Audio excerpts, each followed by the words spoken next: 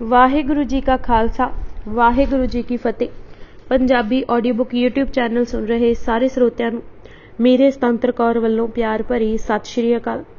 ਅੱਜ ਅਸੀਂ ਕੁਦਰਤੀ ਨੂਰ ਜੀਵਨੀ ਸ਼੍ਰੀ ਗੁਰੂ ਅੰਗਦ ਦੇਵ ਜੀ ਕਿਤਾਬ ਦਾ ਚੌਥਾ ਭਾਗ ਪੜ੍ਹਨ ਜਾ ਰਹੇ ਹਾਂ। ਪੰਨਾ ਨੰਬਰ 75 ਸਿੱਖ ਅਤੇ ਸਿੱਖਿਆ। ਗੁਰੂ ਅੰਗਦ ਦੇਵ ਜੀ ਦਾ ਨਿੱਤ ਕਰਮ ਦੱਸਦਾ ਸੀ ਕਿ ਉਹ ਅਮਲੀ ਜੀਵਨ ਦੀ ਜਾਂਚ ਸਭ ਨੂੰ ਦੱਸਦੇ ਪਏ ਸਨ। ਬਹੁਤ ਘੱਟ ਬੋਲਦੇ, ਸਿਰਫ ਸੰਗਤ ਵਿੱਚ ਉਪਦੇਸ਼ ਦੇਣ ਲਈ ਜਾਂ ਗਾਈ ਬਾਣੀ ਦੀ ਵਿਆਖਿਆ ਕਰਨ ਲਈ ਬਚਨ ਕਰਦੇ।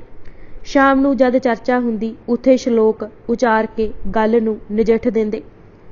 ਉਹਨਾਂ ਅੱਖੀਂ ਕਰਤਾਰਪੁਰ ਦੇਖ ਲਿਆ ਸੀ ਕਿ ਗੁਰੂ ਨਾਨਕ ਦੇਵ ਜੀ ਐਸਾ ਸਮਾਜ ਰਚਣਾ ਚਾਹੁੰਦੇ ਹਨ ਜਿੱਥੇ ਮੱਲਾਂ ਮਾਰਨ ਵਾਲੇ ਮੌਜਾਂ ਨਾ ਮਾਨਣ, ਧਨੀ ਨਿਰੋਲ ਧਨ ਕਰਕੇ ਹੀ ਨਾ ਸਤਿਕਾਰ ਪਾਉਣ। ਧਨੀ ਮਨੁੱਖ ਦੀ ਸਾਰੀ ਦੌੜ ਭੱਜ ਤਾਂ ਮਾਇਆ ਲਈ ਹੀ ਹੁੰਦੀ ਹੈ, ਪਰ ਦਿਖਾਵੇ ਲਈ ਕੁਝ ਦਾਨ ਦੇ ਦੇਵੇ ਤਾਂ ਹਵਸ ਤੇ ਨਾ ਮੁੱਕੀ। ਐਸਾ ਸਮਾਜ ਹੋਣਾ ਚਾਹੀਦਾ ਹੈ ਜਿੱਥੇ ਧਨ ਜੋੜਨ ਦੀ ਲੋੜ ਨਾ ਪਵੇ, ਕਿਰਤ ਦੀ ਉੱਚਤਾ ਹੋਵੇ ਅਤੇ ਕਿਰਤੀ ਦਾ ਮਾਣ ਹੋਵੇ। ਕੀ ਹੋ ਰਿਹਾ ਸੀ ਉਸ ਦਾ ਨਕਸ਼ਾ ਗੁਰੂ ਅੰਗਦ ਦੇਵ ਜੀ ਨੇ ਮਲਾਰ ਦੀ ਵਾਰ ਵਿੱਚ ਖੂਬ ਖਿੱਚਿਆ ਕਿ ਗਰੀਬ ਨਾਲ ਮਜ਼ਾਕ ਕੀਤਾ ਜਾਂਦਾ ਹੈ ਅਤੇ ਉਸ ਨੂੰ ਆਓ ਪਾਸ਼ਾ ਕਹਿ ਕੇ ਬੁਲਾਇਆ ਜਾਂਦਾ ਹੈ। ਜੋ ਮੂਰਖ ਹੈ ਉਸ ਨੂੰ ਪੰਡਤ ਕਿਹਾ ਜਾਂਦਾ ਹੈ, ਅੰਧੇ ਨੂੰ ਪਾਰਖੂ ਅਤੇ ਜੋ ਬਹੁਤੀਆਂ ਇਲਤਾਂ ਕਰੇ ਉਸ ਨੂੰ ਚੌਧਰੀ ਬਣਾ ਦਿੱਤਾ ਜਾਂਦਾ ਹੈ। ਫੱਫੇ ਕੁੱਟਣਾ ਆਦਰ ਪਾਉਂਦੀਆਂ ਹਨ। ਭਲੀਆਂ ਸੰਜਮੀ ਔਰਤਾਂ ਦੀ ਸਮਾਜ ਵਿੱਚ ਕੋਈ ਕਦਰ ਨਹੀਂ। ਇਹ ਜੋ ਸਮਝ ਜਾਂਦਾ ਹੈ ਉਹ ਇਹਨਾਂ ਦੇ ਜਾਲ ਵਿੱਚ ਨਹੀਂ ਫਸਦਾ। ਖੂਬਸੂਰਤ ਸਮਾਜ ਰਚਣ ਲਈ ਪਹਿਲਾ ਉਪਦੇਸ਼ ਹੀ ਇਹ ਦਿੱਤਾ ਕਿ ਜਿਸ ਨੇ ਇਹ ਜਾਣ ਲਿਆ ਕਿ ਸੰਸਾਰ ਨਹੀਂ ਰਹਿਣਾ ਅਤੇ ਅਸੀਂ ਵੀ ਨਹੀਂ ਰਹਿਣਾ, ਉਹ ਬਹੁਤੇ ਝੇੜੇ ਨਹੀਂ ਪਾਉਂਦਾ, ਉਹ ਪਦਾਰਥਾਂ ਦਾ ਵਿਸਥਾਰ ਨਹੀਂ ਕਰਦਾ। ਜਿੰਨੀ ਚੱਲਣ ਜਾਣਿਆ ਸੇ ਕਿਉਂ ਕਰਹਿ ਵਿਥਾਰ। ਜੋ ਉੱਤੋਂ ਤਾਂ ਗੁਰੂ ਦਾ ਕਹਿਲਾਉਂਦੇ ਹਨ ਪਰ ਚਾਅ ਨਾਲ ਨਹੀਂ ਬੱਝੇ ਹੋਏ, ਮਜਬੂਰੀ ਕਾਰਨ ਜਾਂ ਦਿਖਾਵੇ ਲਈ ਕਿ ਲੋਕ ਮਾੜਾ ਨਾ ਕਹਿਣ, ਭਲੇ ਕਰਮ ਵੀ ਕਰਦੇ ਹਨ। ਉਹਨਾਂ ਨੂੰ ਆਤਮਿਕ ਖੇੜਾ ਅਤੇ ਚਾਉ ਨਹੀਂ ਮਿਲ ਸਕਦਾ। ਉਹ ਛੇਤੀ ਹੀ ਛੱਡ ਬੈਠਦੇ ਹਨ ਅਤੇ ਨਿੰਮੋ ਝੂਣੇ ਹੋ ਜਾਂਦੇ ਹਨ। ਅੰਦਰ ਦਾ ਚਾਅ ਸਭ ਤੋਂ ਵੱਡੀ ਚੀਜ਼ ਹੈ। ਕੋਈ ਜਬਰੀ ਕਿਸੇ ਨੂੰ ਧਰਮੀ ਬੰਦਾ ਨਹੀਂ ਬਣਾ ਸਕਦਾ। ਬੱਧਾ ਚੱਟੀ ਜੋ ਪਰੇ, ਨਾ ਗੁਣ ਨਾ ਉਪਕਾਰ, ਸੇਤੀ ਖੁਸ਼ੀ ਸਵਾਰੀ ਹੈ ਨਾਨਕ ਕਾਰਜ ਸਾਰ। ਗੁਰੂ ਜੀ ਸਦਾ ਸਮਝਾਉਂਦੇ ਕਿ ਧਨ ਜੋੜਨ ਵਾਲੇ ਬੰਦੇ ਨੂੰ ਕਾਮਯਾਬ ਜੀਵਨ ਵਾਲਾ ਨਾ ਸਮਝੋ। ਮਾਇਆਧਾਰੀ ਸਵਾਰਥੀ ਅਤੇ ਥੋੜਵਿਤਾ ਹੋ ਜਾਂਦਾ ਹੈ। ਇਹ ਦੇਖ ਕੇ ਵੀ ਕਿ ਖਾਲੀ ਹੱਥ ਆਉਣਾ ਹੈ ਅਤੇ ਖਾਲੀ ਹੱਥ ਹੀ ਜਾਣਾ ਹੈ, ਫਿਰ ਕਿਉਂ ਮਾਇਆ ਦੇ ਖਿਲਾਰੀ ਟੁਰੀ ਜਾਂਦਾ ਹੈ। ਸੁਚੱਜਾ ਰਾਹ ਇਹ ਹੈ ਕਿ ਜੋ ਵਡਿਆਈ ਉਸ ਨੂੰ ਵਿਸਾਰ ਦੇਵੇ, ਐਸੀ ਵਡਿਆਈ ਨੂੰ ਪਰਾਂ ਫੈਂਕ ਦੇਵੇ। ਨਾਨਕ ਦੁਨੀਆ ਕੀਆ ਵਡਿਆਈਆਂ, ਅਗੀ ਸੇਤੀ ਜਾਲ, ਇੰਨੀ ਜਲਾਈ ਨਾਮ ਵਿਸਾਰਿਆ, ਇੱਕ ਨਾ ਚੱਲੀਆਂ ਨਾਲ। ਗੁਰੂ ਜੀ ਸੰਗਤਾਂ ਨੂੰ ਸਦਾ ਕਹਿੰਦੇ ਸਨ ਕਿ ਧਨੀ ਲੋਕਾਂ ਦੇ ਦਬਦਬੇ ਵਿੱਚ ਨਾ ਆਓ, ਉਹਨਾਂ ਦੀ ਖੁਸ਼ਾਮਦ ਕਰਕੇ ਆਪਣੇ ਆਪ ਨੂੰ ਹੀਣਾ ਨਾ ਕਰੋ। ਖੁਸ਼ਾਮਦ ਨਾਲ ਸਹਿਮ ਅਤੇ ਨਿਤਾਣਾਪਣ ਵੱਧਦਾ ਹੈ। ਇਹ ਗਰੀਬੀ ਉਸ ਵਾਹਿਗੁਰੂ ਦੀ ਦਿੱਤੀ ਨਹੀਂ, ਉਸ ਦੀ ਨਜ਼ਰ ਸਭ ਤੇ ਹੈ। ਇਹ ਜੋ ਮੀਰ ਮਲਕ ਸਲਾਰ ਅਤੇ ਅਮੀਰ ਤੁਹਾਨੂੰ ਦਿਸਦੇ ਹਨ, ਇਹ ਸਧਾਰਨ ਮਨੁੱਖਾਂ ਵਾਂਗ ਹੀ ਹਨ। ਕੁਝ ਕੁ ਟੁਕੜਿਆਂ ਕਾਰਨ ਧਨੀ ਲੋਕਾਂ ਦੀ ਖੁਸ਼ਾਮਦ ਕਰਦੇ ਫਿਰਨਾ ਜੀਵਨ ਦਾ ਸਹੀ ਰਸਤਾ ਨਹੀਂ। ਜਦ ਸਦਾ ਪਿਆ ਤਾਂ ਇਹ ਸਲਾਰ ਵੀ ਤੁਹਾਡੇ ਵਾਂਗ ਚੱਲ ਪੈਣਗੇ। ਧਨ ਦੇ ਜ਼ੋਰ ਨਾਲ ਕੋਈ ਆਪਣਾ ਕੂਚ ਰੋਕ ਕੇ ਦੱਸੇ। ਕਿਰਤ ਕਰਦਿਆਂ ਹਿੰਮੇ ਦਾ ਦਾਓ ਨਾ ਪਵੇ, ਇਸ ਲਈ ਸ਼ਬਦ ਦਾ ਗਾਇਨ ਅਤੇ ਸਿਮਰਨ ਜ਼ਰੂਰੀ ਦੱਸਿਆ। ਗੁਰੂ ਵੱਲ ਮੂੰਹ ਕਰਕੇ ਤੁਰਨਾ ਜ਼ਰੂਰੀ ਹੈ। ਜੀਵਨ ਦਾ ਸਹੀ ਰਸਤਾ ਹੈ ਅੰਮ੍ਰਿਤ ਵੇਲੇ ਉੱਠ ਕੇ ਚਾਅ ਨਾਲ ਸਤਸੰਗ ਵਿੱਚ ਜਾਣਾ। ਚੌਥੇ ਪਹਿਰ ਸਬਾਹ ਕੇ ਸੁਰਤਿਆਂ ਉਪਜੇ ਚਾਓ, ਤਿੰਨਾਂ ਦਰਿਆਵਾਂ ਸਿਉ ਦੋਸਤੀ, ਮਨਮੁਖ ਸੱਚਾ ਨਾਉ। ਪ੍ਰਭੂ ਦੀ ਸਿਫਤ ਸਲਾਹ ਕਰਨੀ, ਸੁਣਨੀ ਅਤੇ ਬਾਕੀ ਦਿਨਾਂ ਦੇ ਸਮੇਂ ਵੀ ਉਹਨਾਂ ਨਾਲ ਹੀ ਮੇਲ ਰੱਖਣਾ ਜੋ ਗੁਰੂ ਸ਼ਬਦ ਦੇ ਪ੍ਰੇਮੀ ਹਨ। ਗੁਰੂ ਜੀ ਇਹ ਰੋਜ਼ ਨਿਤ ਉਪਦੇਸ਼ ਕਰਦੇ ਕਿ ਨਾਮ ਸਿਮਰਨ ਨਾਲ ਜੀਵਨ ਇਤਨਾ ਸ਼ਾਂਤ ਹੋ ਜਾਂਦਾ ਹੈ ਕਿ ਦੁਨੀਆ ਦੀ ਕੋਈ ਔਂਕੜ ਡਾਵਾਂਡੋਲ ਨਹੀਂ ਕਰ ਸਕਦੀ। ਜਦ ਕੋਈ ਉਚੇਚੀ ਸਿੱਖਿਆ ਲਈ ਕਹਿੰਦਾ ਹੈ ਤਾਂ ਆਪ ਜੀ ਕਹਿੰਦੇ ਕਿ ਅਕਾਲ ਪੁਰਖ ਦੇ ਨਾਮ ਵਿੱਚ ਜੁੜਨ ਦੀ ਸਿੱਖਿਆ ਤੋਂ ਉੱਚੀ ਹੋਰ ਕੋਈ ਸਿੱਖਿਆ ਨਹੀਂ ਹੈ। ਉਹ ਹਿਰਦੇ ਸਦਾ ਖਿੜੇ ਰਹਿੰਦੇ ਹਨ ਜਿਨ੍ਹਾਂ ਵਿੱਚ ਪ੍ਰਭੂ ਦੀ ਯਾਦ ਟਿਕੀ ਰਹਿੰਦੀ ਹੈ। ਖੁਸ਼ੀ ਆਨੰਦ ਦਾ ਸੋਮਾ ਵਾਹਿਗੁਰੂ ਹੀ ਹੈ। ਪ੍ਰਭੂ ਦੀ ਯਾਦ ਤੋਂ ਖੁੰਝ ਕੇ ਹੋਰ ਆਸਰੇ ਭਾਲਣ ਨਾਲ ਦੁੱਖ ਹੀ ਦੁੱਖ ਹੈ। ਪ੍ਰਭੂ ਨੂੰ ਵਿਸਾਰਨ ਨਾਲ ਹੀ ਚਿੱਤ ਝੋਰਾ ਆਉਂਦਾ ਹੈ। ਜੋ ਸਿਮਰਨ ਨਹੀਂ ਕਰਦੇ ਉਹ ਅੰਨ੍ਹੇਵਾਹ ਠੇਡੇ ਹੀ ਖਾਂਦੇ ਹਨ। ਉਹ ਉਦਾਸੀ ਸੰਨਿਆਸੀ ਜੋਗੀ ਜੰਗਮ ਹੱਥ ਚਿਪੀਆਂ ਲਈ ਫਿਰਦੇ ਮੰਗਤੇ ਭੇਖਾਂ ਦੇ ਜਾਲ ਵਿੱਚ ਫਸੇ ਸਿਫਤ ਸਲਾਹ ਦੀ ਕਦਰ ਕੀ ਜਾਣ ਸਕਦੇ ਹਨ। ਇਸ ਦੀ ਕਦਰ ਜਾਂ ਸਤਿਗੁਰ ਨੂੰ ਪਤਾ ਹੈ ਜਾਂ ਗੁਰੂ ਦੇ ਦੱਸੇ ਰਸਤੇ ਤੇ ਤੁਰਨ ਵਾਲੇ ਗੁਰਮੁਖ ਜਾਣਦੇ ਹਨ। ਰਤਨਾ ਕੇਰੀ ਗੁਥਲੀ ਰਤਨੀ ਖੋਲੀ ਆਏ ਵਖਰ ਤੈ ਵਣਜਾਰਿਆ ਦੋਹਾਂ ਰਹੀ ਸਮਾਏ ਜਿਨ ਗੁਣ ਪੱਲੇ ਨਾਨਕਾ ਮਾਣਕ ਵਣਜਹਿ ਸੇਈ ਰਤਨਾ ਸਾਰ ਨਾ ਜਾਣੀ ਅੰਧੇ ਵਥੈ ਲੋਏ। ਇਹ ਯਾਦ ਰੱਖੋ ਕਿ ਜੇ ਕੋਈ ਸਿਮਰਨ ਭਗਤੀ ਦੇ ਮਾਰਗ ਨੂੰ ਨਿੰਦਦਾ ਹੈ ਤਾਂ ਉਹ ਆਪਣਾ ਮੂਰਖਪੁਣਾ ਹੀ ਨਸ਼ਰ ਕਰ ਰਿਹਾ ਹੈ। ਇਹ ਸਭ ਦਾਤਾਂ ਮਿਲਦੀਆਂ ਰਹਿਮਤ ਨਾਲ ਹਨ ਪਰ ਘਾਲ ਨਾ ਛੱਡਣੀ। ਘਾਲ ਕਿਰਪਾ ਦੀ ਹੋਰ ਕਿਸੇ ਸਿੱਧੀ ਕਰਾਮਾਤ ਲਈ ਨਹੀਂ। ਇਸੇ ਲਈ ਜੋ ਪ੍ਰਭੂ ਦੇ ਰਾਹ ਤੇ ਤੁਰਦੇ ਹਨ ਉਹਨਾਂ ਲਈ ਜ਼ਰੂਰੀ ਹੈ ਪਰ ਧਨ ਅਤੇ ਪਰਾਈ ਨਿੰਦਾ ਛੱਡਣ। ਭਾਵੇਂ ਉਹ ਵਾਹਿਗੁਰੂ ਹਰ ਥਾਂ ਮੌਜੂਦ ਹੈ ਅਤੇ ਮਿਲੇਗਾ ਵੀ ਬਖਸ਼ਿਸ਼ ਨਾਲ ਪਰ ਭੈ ਪਿਆਰ ਅਤੇ ਯਾਦ ਰੱਖਿਆ ਉਹ ਪ੍ਰਤੱਖ ਹੋ ਆਉਂਦਾ ਹੈ। ਭੈ ਕੇ ਚਰਨ ਕਰ ਭਾਵ ਕੇ ਲੋਏਨ ਸੁਰਤ ਕਰੇਈ ਨਾਨਕ ਕਹੇ ਸਿਆਣੀਏ ਇਵ ਕੰਤ ਮਿਲਾਵਾਂ ਹੋਏ। ਤ੍ਰਿਸ਼ਨਾ ਅਧੀਨ ਮਨੁੱਖ ਦੇ ਚਸਕੇ ਕਦੇ ਨਹੀਂ ਮੁੱਕੇ। ਇਹ ਤਾਂ ਹੀ ਮੁੱਕਦੇ ਹਨ ਜੇ ਉਸ ਬੇਅੰਤ ਨੂੰ ਯਾਦ ਕਰਦਾ ਕਰਦਾ ਉਸ ਦਾ ਹੀ ਰੂਪ ਹੋ ਜਾਏ। ਬਸ ਕੁੰਜੀ ਇਹ ਹੀ ਹੈ ਕਿ ਭਾਵੇਂ ਮਿਲੇ ਸੁੱਖ ਅਤੇ ਭਾਵੇਂ ਆਏ ਦੁੱਖ ਉਸ ਨੂੰ ਨਹੀਂ ਭੁੱਲਣਾ। ਉਪਦੇਸ਼ਾਂ ਦਾ ਸਾਰ ਇਹ ਹੈ ਕਿ ਮਨੁੱਖ ਭਾਵੇਂ ਕਿਸੇ ਧਰਮ ਦਾ ਹੈ ਉਸ ਲਈ ਧਰਮ ਸਾਂਝਾ ਹੈ। ਜੀਵ ਰੱਬੀ ਅਸਲੇ ਵਾਲਾ ਹੈ। ਇਸ ਦਾ ਅਸਲ ਸਾਥ ਪਰਮਾਤਮਾ ਨਾਲ ਹੀ ਫੱਬ ਅਤੇ ਨਿਭ ਸਕਦਾ ਹੈ। ਜਾਤ ਜਨਮ ਕੁਝ ਨਹੀਂ ਕਰ ਸਕਦਾ। ਅਮਲ ਹੀ ਹਨ ਜਿਹੜੇ ਇਨਸਾਨ ਨੂੰ ਉੱਚਾ ਕਰਦੇ ਹਨ। ਕਾਮਯਾਬ ਮਨੁੱਖ ਉਹ ਹੀ ਹੈ ਜੋ ਵਿਕਾਰਾਂ ਤੋਂ ਬਚਿਆ ਹੋਇਆ ਹੈ।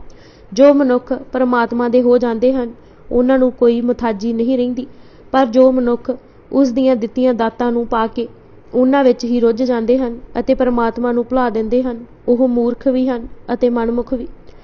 ਜੀਵਨ ਦਾ ਸਭ ਤੋਂ ਸ੍ਰੇਸ਼ਟ ਅਤੇ ਚੰਗਾ ਰਾਹ ਹੈ ਕਿ ਮਨੁੱਖ ਆਪਣੇ ਮਨ ਦੀਆਂ ਕਮਜ਼ੋਰੀਆਂ ਲੱਭ ਕੇ ਉਹਨਾਂ ਦਾ ਇਲਾਜ ਕਰੇ।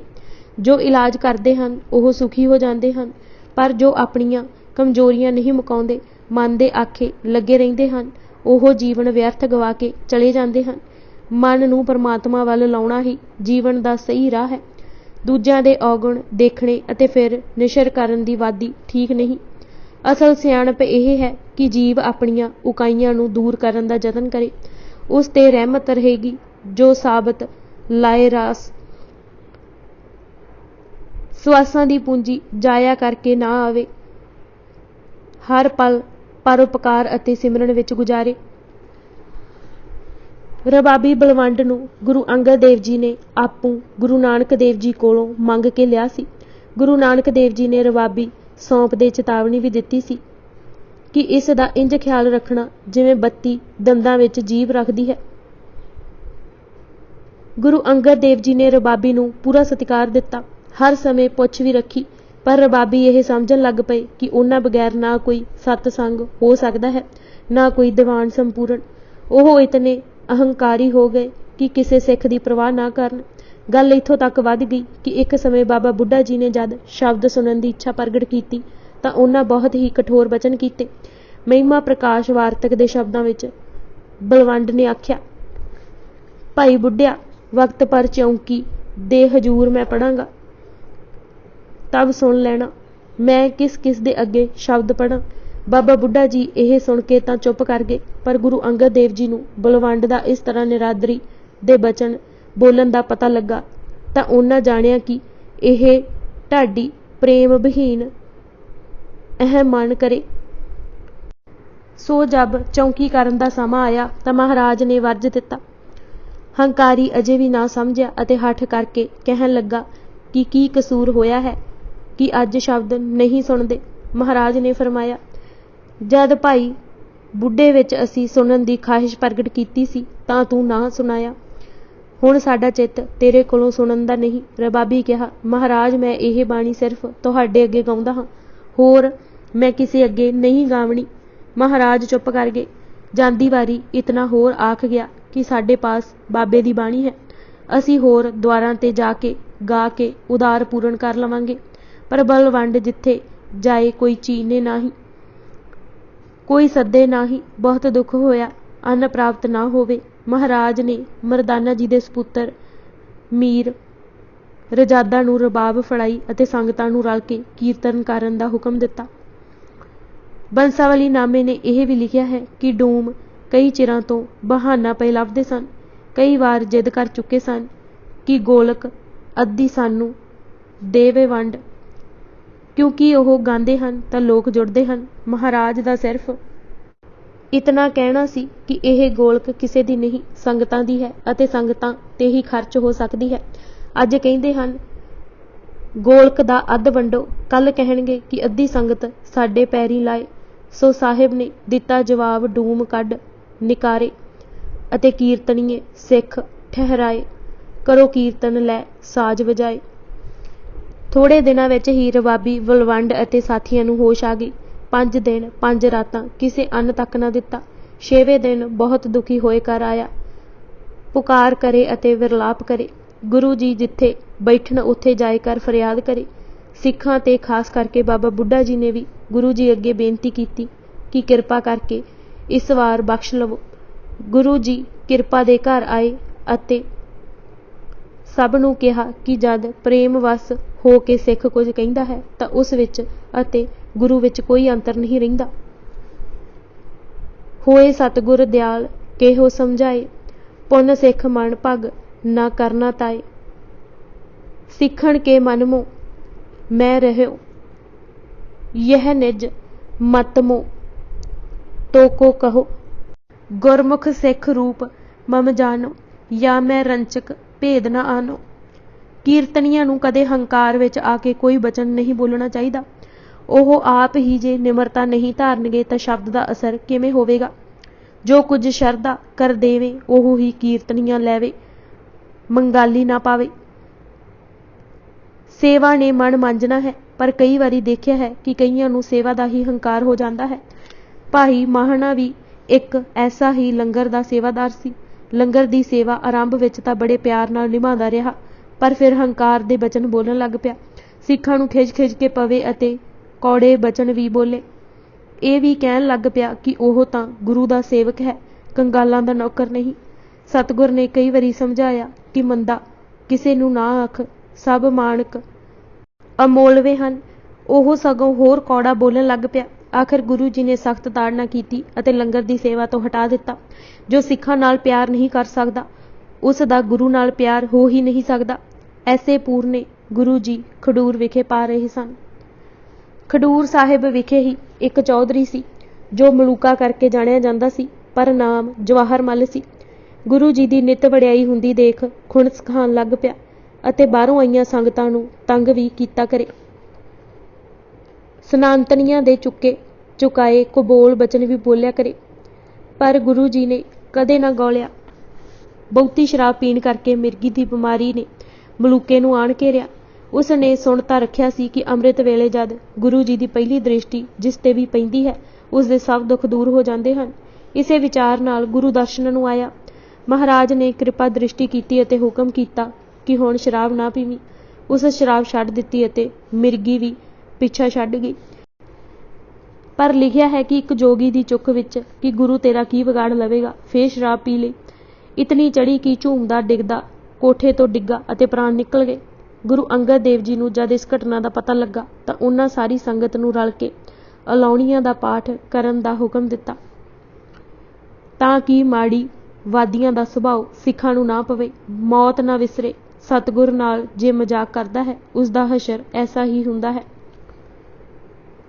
ਭਾਈ ਗੁਰਦਾਸ ਜੀ ਨੇ ਗੁਰੂ ਅੰਗਦ ਦੇਵ ਜੀ ਦੇ ਸਿੱਖਾਂ ਦੀ ਸੂਚੀ ਵਿੱਚ ਪਹਿਲਾ ਨਾਂ ਭਾਈ ਜੀਵਾ ਜੀ ਦਾ ਲਿਖਿਆ ਹੈ। ਇਹ ਨੌਰੰਗਾਬਾਦ ਦਾ ਰਹਿਣ ਵਾਲਾ ਸੀ, ਜੋ ਖਡੂਰ ਸਾਹਿਬ ਤੋਂ 5 ਕੁ ਮੀਲ ਦੀ ਵਿੱਥ ਤੇ ਹੈ। ਗੁਰੂ ਦੇ ਲੰਗਰ ਵਾਸਤੇ ਰੋਜ਼ ਖਿਚੜੀ ਤਿਆਰ ਕਰਕੇ ਲਿਆਉਂਦਾ ਸੀ। ਬੜਾ ਹੀ ਸ਼ਰਧਾਵਾਨ ਸਿੱਖ ਸੀ, ਧਰਮ ਦੀ ਕਿਰਤ ਕਰਦਾ ਤੇ ਸੰਤੋਖੀ ਸੁਭਾਅ ਦਾ ਸੀ। ਇੱਕ ਦਿਨ ਅਜਿਹੀ ਹਨੇਰੀ ਅਤੇ ਬਾਰਿਸ਼ ਹੋਈ ਕਿ ਚੁੱਲ੍ਹਾ ਹੀ ਨਾ ਬਲੇ। ਬੜਾ ਹੀ ਵਿਆਕੁਲ ਹੋਇਆ ਅਤੇ ਅਰਜ਼ੋਈ ਕਰਨ ਲੱਗਾ ਕਿ ਬੱਦਲ ਥੰਮ ਜਾਏ, ਹਨੇਰੀ ਰੁਕ ਜਾਏ। ਮਹਾਰਾਜ ਨੇ ਉਸ ਨੂੰ ਕੋਲ ਬੁਲਾ ਕੇ ਕਿਹਾ ਕਿ ਪ੍ਰਸ਼ਾਦ 4 ਘੜੀਆਂ ਬੇਸ਼ੱਕ ਪਿੱਛੋਂ ਹੋ ਜਾਏ, ਪਰ ਰੱਬ ਦੀ ਰਜਾਈ ਉੱਪਰ ਰਾਜੀ ਰਹਿਣਾ। ਇਹ ਸਿੱਖ ਦਾ ਧਰਮ ਹੈ। ਰਜਾ ਵਿੱਚ ਹੀ ਜਪ, ਤਪ, ਵਰਤ, ਦਾਨ ਅਤੇ ਹੋਰ ਕਰਮ ਹਨ। ਅਸੀਂ ਕੌਣ ਹਾਂ? ਤਰਕ ਕਰਨ ਵਾਲੇ। ਹੁਕਮ ਕੀਤਾ, ਪ੍ਰਭ ਆਗਿਆ ਮਹਿ ਤਥਾ ਸਦੀਵਾ, ਰਹੋ ਰਾਜੀ ਬਣ ਗੁਰਮੁਖ ਜੀਵਾ। ਜਿਵੇਂ ਇਸਤਰੀ ਨੂੰ ਭਰਤਾ ਦੀ ਆਗਿਆ ਪ੍ਰਵਾਨ ਹੈ ਤਾਂ ਘਰ ਸੁੱਖ ਹੈ। ਜਿਸ ਘਰ ਪਿਓ ਪੁੱਤਰਾਂ ਦਾ ਸੁਭਾਅ ਨਾ ਰਲੇ, ਉੱਥੇ ਜਿਉਣਾ ਫਿੱਕਾ ਅਤੇ ਦੁੱਭਰ ਹੋ ਜਾਂਦਾ ਹੈ। ਜੇ ਪੁੱਤਰ ਆਪਣੇ ਪਿਓ ਨਾਲ ਸੁਭਾਅ ਰਲਾਉਣ ਦੀ ਥਾਂ ਹੋਰ ਦੀਆਂ ਗੱਲਾਂ ਕਰੇ ਤਾਂ ਅਜੋੜਵੇਂ ਸੁਭਾਅ ਕਾਰਨ ਜੀਵਨ ਵਿੱਚੋਂ ਰਸ ਹੀ ਨਿਕਲ ਜਾਵੇਗਾ। ਅਸਲ ਮਾਰਗ ਹੀ ਹੈ ਕਿ ਪੁੱਤਰ ਆਪਣੇ ਪਿਤਾ ਦੀ ਰਜਾ ਵਿੱਚ ਰਵੇ। ਜੇ ਰਜਾ ਸਮਝ ਨਹੀਂ ਆ ਰਹੀ ਤਾਂ ਚੁੱਪ ਰਵੇ, ਗਿਲਾ ਗੁਜ਼ਾਰੀਆਂ ਨਾ ਕਰੇ। ਪਰਮੇਸ਼ਵਰ ਦੀ ਰਜਾ ਵਿੱਚ ਰਾਜੀ ਰਹੋ। ਸਭ ਸੇਵਾ ਦਾ ਫਲ ਤੈਨੂੰ ਇੱਥੇ ਹੀ ਪ੍ਰਾਪਤ ਹੋਵੇਗਾ। ਭਾਈ ਗੁਰਦਾਸ ਜੀ ਨੇ ਉਹਨਾਂ ਦੀ ਉਪਮਾ ਜੀਵਾਂ ਏ ਗੁਰਸੇਵ ਸਮਾਵੇ ਕਰਕੇ ਕੀਤੀ। ਖਡੂਰ ਦੇ ਨੇੜੇ ਹੀ ਫਤਿਆਬਾਦ ਦੇ ਰਹਿਣ ਵਾਲਾ ਭਾਈ ਗੁੱਜਰ ਸੀ, ਜੋ ਕਿਰਤ ਕਾਰੋਂ ਲੁਹਾਰ ਸੀ। ਗੁਰੂ ਸੋਭਾ ਸਨ ਖਡੂਰ ਆਇਆ ਅਤੇ ਬੇਨਤੀ ਕੀਤੀ ਕਿ ਇਹ ਅਜਿਹਾ ਉਪਦੇਸ਼ ਕਰੋ ਜਿਸ ਨਾਲ ਹਲਤ ਪਲਤ ਸਵਰ ਜਾਣ। ਗੁਰੂ ਜੀ ਨੇ ਕਿਹਾ ਸੀ, ਇੱਕ ਤਾਂ ਅੰਮ੍ਰਿਤ ਵੇਲੇ ਉੱਠ ਕੇ ਇਕਾਗਰ ਚਿੱਤ ਜਪਜੀ ਪੜ੍ਹਨਾ, ਇੱਕ ਚਿੱਤ ਜਪਜੀ ਪਾਠ ਹਮੇਸ਼।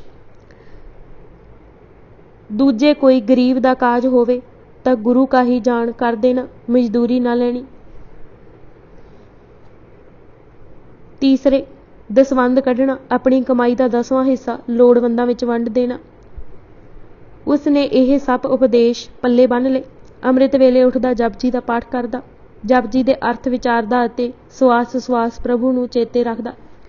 ਆਪਣੀ ਕਮਾਈ ਵਿੱਚੋਂ ਦਸਵੰਧ ਚਾਅ ਨਾਲ ਕੱਢਦਾ ਅਤੇ ਕੋਈ ਗਰੀਬ ਜਾਂ ਸਾਧਕ ਸਿੱਖ ਦਿਸਦਾ ਪੁੱਜ ਕੇ ਮਦਦ ਕਰਦਾ। ਐਸੀ ਇਖਲਾਕੀ ਜੁਰਤ ਪੈਦਾ ਹੋਈ ਕਿ ਪਰਵਾਹ ਨਹੀਂ ਕਿਸੇ ਕੇਰੀ।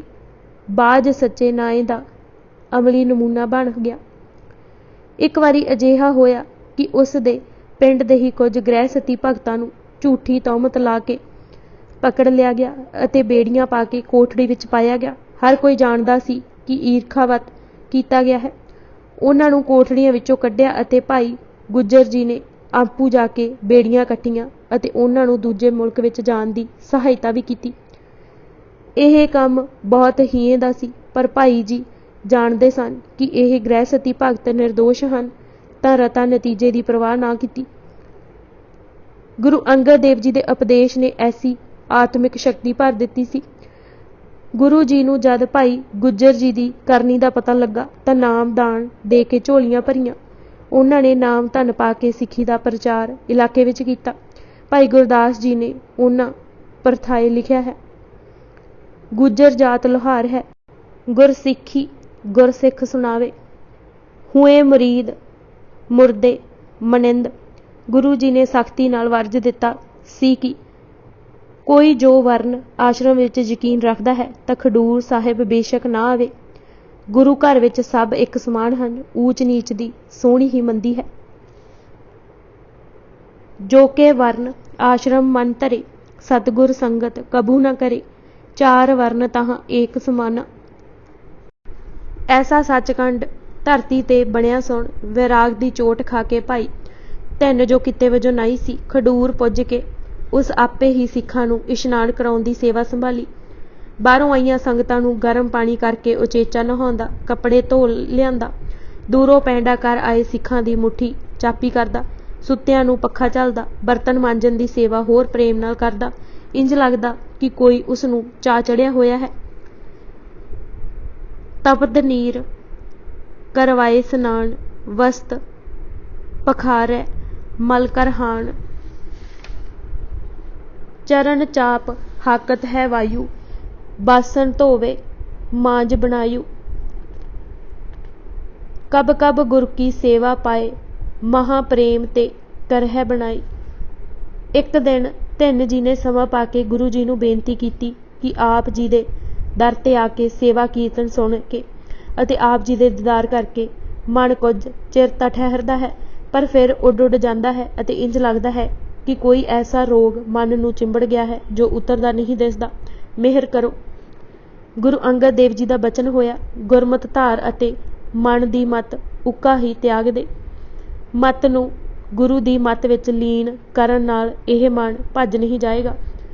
मुरीद मुरदा कहीदा है अते गुरु गोर है। जब मृतक दा अंग कोई नहीं हिलदा तां ओह गोर दे लायक हुंदा है। जद अपनी मत हंकार दूर हो जाती है तां गुरु दे ज्ञान विच सिख समाए जाता है। हुए मरीद मुरदे मानिद, अंग नै को हालत बिन जिंद। मन मत वितकरे वैर विरोध विच रखदी है अते गुरमत लम्मी नज़र बख्श देंदी है, चानना देंदी है। माड़ियां सोचां थम जांदियां हन, भला भला ही सोचदा है। मनुख हुण किसे आस नाल सेवा नहीं करदा, सगों हर एक नूं वाहिगुरू दा जान सेवा करदा है। बस राह यह ही है कि गुरु विच समान दा कि सेवा करदियां कामना ना धरे। जो सुनिया है उस ते अमल होवे। जद वेहल मिले मन नूं होड़ होड़ रखो। भाई धन जी दा ऐसा मन परोचिया गया कि उस दा ही नहीं सगों कुटुंब दा उधार होया। भाई गुरदास जी ने लिखिया है, नाई धन वखाणीए सतगुर सेव कुटुंब तरावे।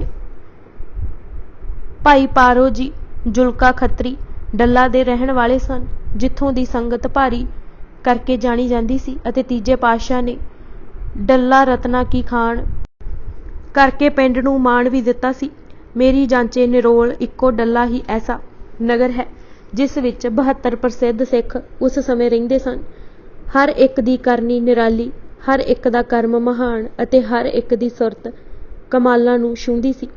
भाई पारो जी दे उद्यम नाल ही विसाखी दा पुरब गोइंदवाल मनाउणा आरंभ होया सी।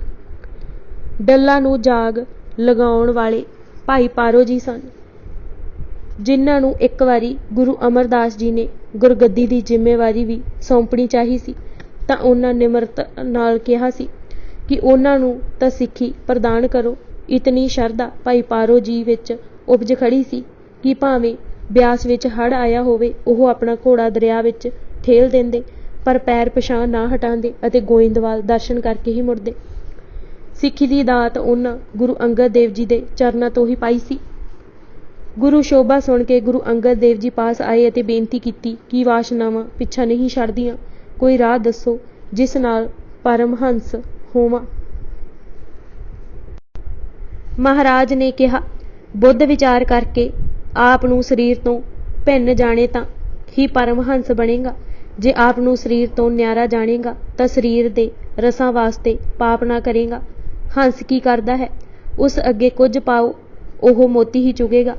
जे दुध भी रखो तां पहलां चुंझ मार के दुध दियां फुट्टियां बना के पानी अलहदा कर देवेगा। पानी नहीं पीवेगा, केवल दुध ही पीवेगा। उसदी चुंझ विच खटास है। ऐसे ही पुरुष जिन्हां पास बुद्ध विवेक है, ओह संसार विच रहिंदे होए विषय विकार नहीं भोगदे।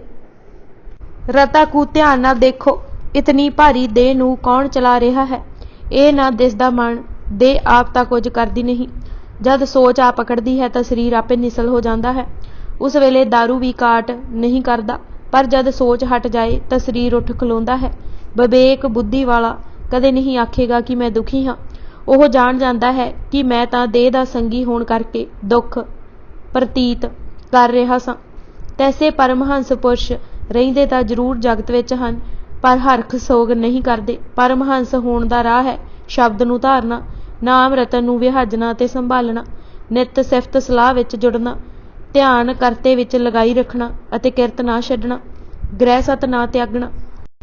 भाई मणी सिंह जी कहिंदे सन कि तैसे ही भाई पारो वरतन लगा अते गुरु अमरदास जी दी मेहर सदका परमहंस होआ। कैसी करनी उसदी होई, उसदा जिक्र महिमा प्रकाश ने कीता है। परमहंस सतगुर मुख कहा, दृढ़ निज स्वरूप ब्रह्म सुख लहा। कूलाचार व्यवहार जग करे, मन सतगुर चरणन मोह धरे। गृह भीतर सद रहे उदास। भाई गुरदास जी ने 11वीं वार दी 15वीं पौड़ी दी आरंभक तुक विच लिखिया है, पारो जुलका परमहंस पूरे सतगुर किरपाधारी। सिखां नूं गुरु अंगद देव जी जिथे इखलाकी जुर्रत, इंसानी जीवन की कदर, किरत का सत्कार अते गृहस्थ की उच्चता दृढ़ा रहे सन, उत्थे सन्मुख जूझण, वैरी नूं पिठ ना दिखाउण अते हार जित तो बेनियाज हो लड़न वाले सूरमे भी पैदा कर रहे सन। भाई मल्लू शाही मुगलों की फौज विच नौकर सी अते उसनूं इह संसा रहिंदा सी कि नौकरी करदिआं ओह आत्म सुख नहीं पा सकदा। जद गुरु जी पास खडूर साहिब आया तां पहिलां गुरु जी ने उसका यह भरम कढ़िया कि किरत कोई उच्ची जां नीवी हो सकती है। आप जी ने फरमाया, अपनी किरत नूं ही ब्रह्म ज्ञान जाणो। कोई किरत निंदण वाली नहीं। किरत करदिआं भावें ओह नौकरी है, दसवंध जरूर दिओ। करो नौकरी, दसवंध देवो। फिर योधे दा धर्म दसदे होए कहा, पहिलां आप उपाद किसे नाल ना कीजै। जे युद्ध जरूर आए बने तां बहुतिआं थोड़िआं दी शंका ना कीजै। वैरी नूं पिठ कदे ना दिखाउणी। सन्मुख लड़दे शहीदी पाउणी ही योधे दा धर्म है। जो कुछ खट लियावीऐ सो सिखां साधा नाल वंड खाईऐ।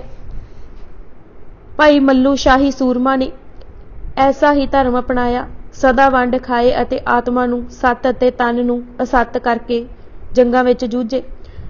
यह हुण देखिया जा सकता है कि ऐसे उपदेशों का ही असर सी कि सिख जद भी किधरे जूझदे, कट मरदे, पिठ ना दिखाउंदे। कनिंगम ने तां ही लिखिया सी कि सिख जान ते खेड जाणगे पर ईन नहीं मन्नणगे। वड्डा भगत भाई कदारी महान कोश के लिखे अनुसार भाई कदारी बटाला दे रहण वाले सन। गुरु अंगद देव जी की शरण आए ते कहन लगे कि सारा संसार ईरखा, दवैत, छल, दगे की अग विच सड़ रहा है, कोई बचन का उपाय दसो। गुरु अंगद देव जी ने कहा, जद जंगल विच अग लगती है तां मृग बण विचों कुद के नदी विच जाए प्रवेश करते हैं। यह ही इलाज दुनिया की अग तो बचन का है। यह मृग इंद्रे जद ईरखा नाल सड़न लगन, दवैख की अग्नि विच भख उठन तां छल विच जल बल जांदे दिसदे होण तां संगत विच जाओ, आपे शीतल हो जाणगे। जो शब्द बाणी दे सरोवर विच डुबकी लैंदे हन, तिन्हां दा मन भी शीतल हो आउंदा है। साध संगत करन अते सेवा टहल करन नाल इंद्रे शांत हो जांदे हन। मिल सत संगत सेवा लागे, शकल विकारन तपत बिनासे, शीतलता गुर शब्द प्रकाशे। भाई कदारी जी ने गुरु जी का बचन दृढ़ किया, रोज़ सत संग करदा, सेवा करदा अते निमर भाव विच विचरदा। गुरु अमरदास जी ने पिछों इन्हां नूं मंजी भी बख्शी सी। भाई दीपा जी नारायण दास अते भाई बूला तो भाई गुरदास जी बलिहार जाते सन, क्योंकि उन्होंने भगती दृढ़ की। यह भी गुरु अंगद देव जी दे ही हिस्से आया है कि उन्होंने भगती जो सिख घर प्रवान है उस नूं नखेड़ दस्या है। जद यह तिन्ने सिख गुरु जी पास आए अते जन्म मरण का कलेश कट्टण दा वल पुछया तां महाराज ने कहा, भगती करो वाहिगुरू की। सिखां दा अगला सवाल सुभाविक सी, सानू किरपा करके समझाइए कि भगती किस नूं आखदे हन। गुरु नानक देव जी के आगमन तो पहलां लोकी केवल अवतार भगती ही जानते सन। भगती लई जरूरी सी कि विष्णु के 24 अवतारां विचों किसी एक की भगती करे। इस तो प्रचंड भगती, प्रेमा भगती जां होर भगतियां उपजियां, पर सिख घर इन्हां तो अड भगती की सोझी देंदा है। इसलिए गुरु अंगद देव जी ने कहा कि बाकी राह भावें वह जोग दा है, भावें बराग दा है, भावें ज्ञान दा, भावें अवतार भगती दा, उस विच हंकार है, पकड़ है। माया भरमा लैंदी है अते मनुख विच ही अटकिया रहिंदा है, बार बार माया ते अटकदा है। भगती केवल प्रभु दी करनी है, इस नूं माया भरमा नहीं सकेगी। भगती क्योंकि इस्त्री रूप होके करनी है, इसलिए माया जो आप भी इस्त्री है भरमा नहीं सकती। भगती नाल एक खेड़ा मिलता है। गुरु अमरदास जी ने इसे भगती की व्याख्या करदियां फरमाया सी, भगती निराली अल्लाह दी, जापे गुर विचार। गुरु अंगद देव जी ने कहा, भगती यह ही है कि सब विच उस प्रभु का रूप वेखो। संतां की संगत हथी सेवा करदे वाहिगुरू नूं स्वामी जानना अते आप नूं सेवक, तन मन धन सब सौंपना। धर्म कर्म किरत कर गुजारा, गुर निमित दसवंध देहूं सारा। निंदा चुगली तो बचे रहना, यह ही वड्डा परहेज है। सवा पहर निस रहती जागो, कर सचाए भजन में लागो। चढ़े दिवस मुख ते गुरबाणी, ररो करो निज किरत महानी। यह वचन सुन के सभे सिख नारायण दास जी आदिक सिखां दी सेवा टहल करन लगे अते गुरु की बाणी नाल हित कीतो ने सबना दा उधार होया। महान कोश दे लिखे अनुसार भाई बूला जी पिंड बलो थाना फूल घनौला दे रहन वाले सन। भाई लाल जी जो बहुत बुद्धिवान सन अते सिख घर दे लाल कहे जांदे सन अते भाई दुर्गा अते जीवंदा जिन्ना परोपकार करन विच सिख इतिहास विच नामना खट्टिया सी अते बहुत माण पाया सी। तिन्ने संगी मित्र सन। गुरु अंगद देव जी पास खडूर आए। उन्हां अरदास कीती कि ऐसा उपदेश करो जिस नाल साडा उधार होवे। परोपकारी गुरु अंगद देव जी ने कहा, परोपकार दे समान होर कुछ नहीं। अंदरली मैल बाणी उतारदी है अते हिरदा स्वच्छ हुंदा है परोपकारी होण नाल। गुरु जी ने यह भी बचन किया कि परोपकार 3 प्रकार का है। एक तां जो अपने पास पदार्थ हैं उन्हां नूं जुगत नाल वरतना, जाया ना करना, अजाई ना गवाउणा, फालतू रीतां रस्मां दिखावे ते खर्च कर व्यर्थ ना गवाउणा, नाल ही लोड़वंद अनाथां अते बंदगी करन वालियां नाल वंड खावना। दूजे ये भी परोपकार है अपने शरीर थी किसी दी सेवा टहल करना। हथी सेवा करन नाल ह्यूमे दी मैल नहीं चढ़दी। मन नीवा हो विचरदा है अते मिठा बोलना, किसी नूं मत देनी, चुभवीं गल ना कहनी, परोपकार दे ही रूप हन। तीजे ज्ञान अते ध्यान दी गल रसना नाल कहनी, नाम जपाउणा, गुरु घर दी सोझी देनी, मन करके सब दा भला लोचना भी परोपकार है। तिन्हां ने गल्लां पल्ले बन लईआं। परोपकारी जीवन वाले होए बहुत ही माण पाया। भाई गुरदास जी ने भाई लाल नूं अमोलक लाल अते अकलिया अते दुर्गा जी अते जवंदा जी नूं परोपकारी कह के सिखां दी सूची विच सत्कार दिता। लाल सुलालू बुद्धिवान, दुर्गा जीवंद परोपकारी। भाई खानू अते भाई मैया जी दोवें प्यो पुत गुरु घर विच बहुत ही शरधा रखते सन अते इन्हां दा ही एक दोस्त भाई गोविंद भंडारी सी। यह गुरु शोभा सुन के खडूर साहिब आए अते बेनती की कि ऐसा गुण दसो जिस विच सभे गुण प्राप्त होण। गुरु पातशाह दा बचन होया, वाहिगुरू दी भगती सबना गुणां दा गुण है।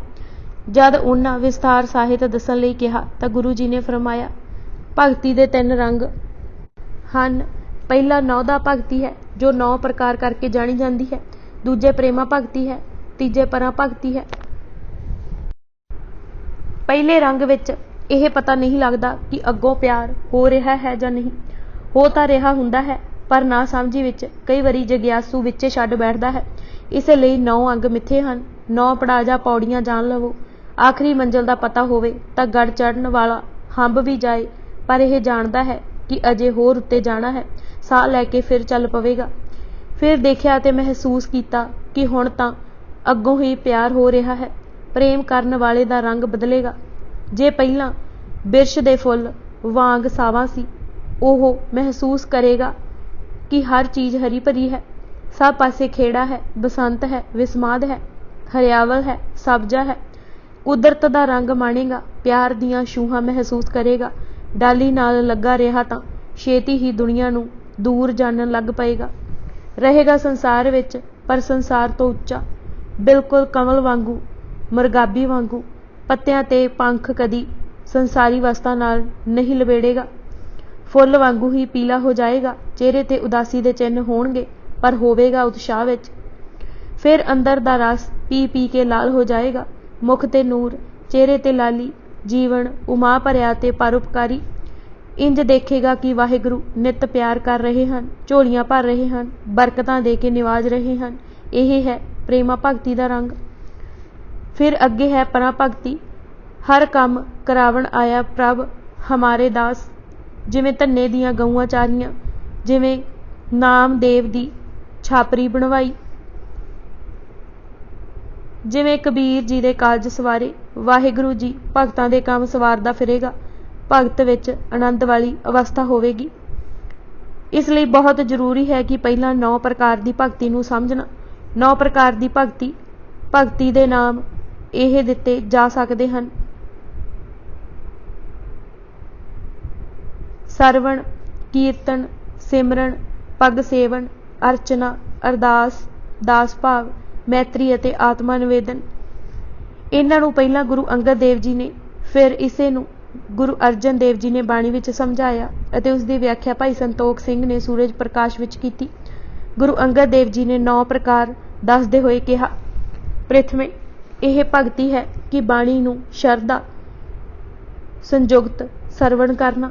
ਦੂਜੇ, ਆਪ ਕਥਾ ਕੀਰਤਨ ਕਰਨਾ। ਤੀਜੇ, ਰਾਮ ਨਾਮ ਬਿਨਾ ਆਪਣਾ ਸਮਾਂ ਨਾ ਗੁਜ਼ਾਰਨਾ, ਸਾਸ ਸਿਮਰਨ ਕਰਨਾ। ਚੌਥੇ, ਪਰਮੇਸ਼ਵਰ ਦੇ ਚਰਨਾਂ ਦਾ ਧਿਆਨ ਕਰਨਾ, ਸੰਗਤਾਂ ਦੀ ਟਹਿਲ ਸੇਵਾ ਦਿਲ ਲਗਾਏ ਕਰਨੀ।